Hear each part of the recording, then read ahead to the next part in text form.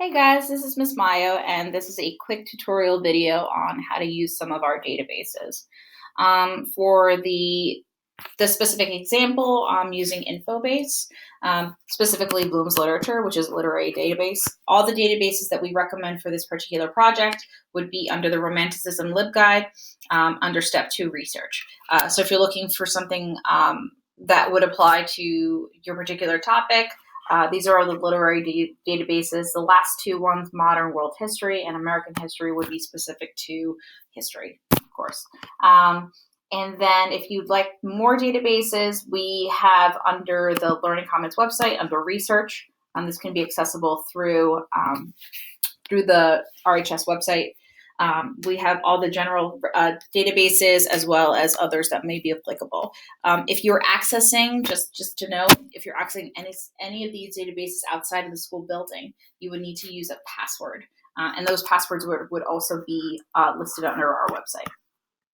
So just a couple of tools that I wanted to point out. And again, for this example, I'm using the Cask of Amontillado and Supernatural. So as we discussed in class, it's probably a good idea to do your work as well as one of the elements that you would be analyzing. I switched it up from Romanticism just because I wasn't getting a lot of results with that. And I know that the supernatural, or this fascination with the supernatural, or the Gothic, was one of the terms or one of the indicators of something being romantic.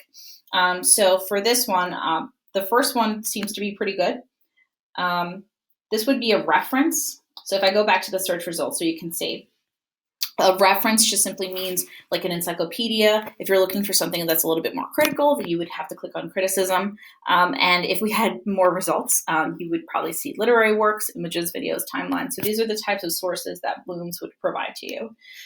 So under reference, if I click on the first one, I just want to show you some of the tools. What's great about most of these databases is that it'll actually highlight where the keywords appear. So in this case, I don't necessarily have to read through the entire article, but I could see where the article highlights some of the terms that I'm using in my search. So here I know that, the author is discussing the supernatural.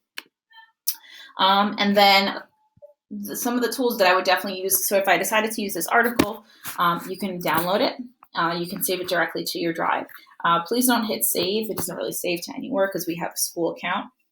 And then the last thing, which is pretty interesting, is the citation. So this tool is going to be good for you once you do your works cited page. Most databases will have a citation. I would definitely cross-reference it with like a Purdue OWL or another citation reference, but it kind of does the work for you. So if you click on it, it'll say MLA, which is what you're using for class. So you can copy and paste it directly into your Google Doc, or you can export it to EasyBib. If you have any questions on how to use some of these databases, please let us know.